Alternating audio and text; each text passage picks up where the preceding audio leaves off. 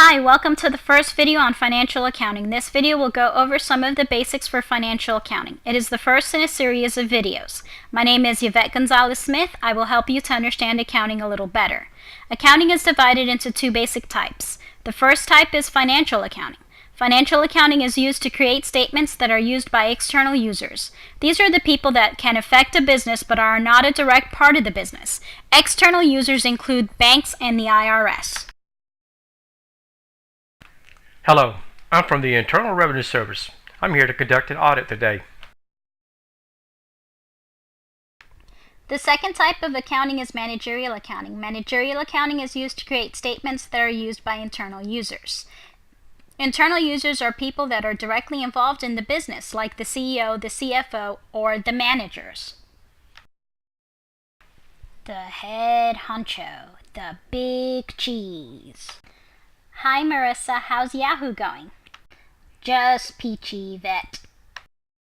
Financial accounting follows certain principles known as GAAP. These are the generally accepted accounting principles. Most companies follow these principles. Statements are created periodically that show the financial status of a company. Those statements are as follows. The first statement is known as the income statement. This shows if a company has a net income or a net loss. The formula for this statement is revenues minus expenses. If revenues are greater than expenses, then there is a net income. I made money in my business. I had a net income. If expenses are greater than revenues, then there's a net loss. I had a business making plastic vomit and I lost my shirt. Imagine that. The second statement that should be created is the statement of owner's equity. This shows the current status of the owner's capital account.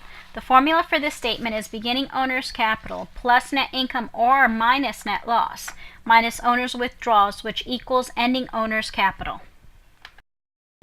Professor G, does that mean that you can end up with a net income and a net loss at the same time? That is a good question, Sandra. You cannot end up with net income and net loss at the same time. You will either have a net income or a net loss. If you have net income, you will add it to beginning capital, and if you have a net loss, you will subtract it from beginning capital before you subtract withdrawals. The third statement is the balance sheet. This gives you a picture of the current status of accounts. The equation for this statement is assets equal liabilities plus equity. The fourth statement is called the statement of cash flows. We will not deal with this statement yet since there are two ways to create it.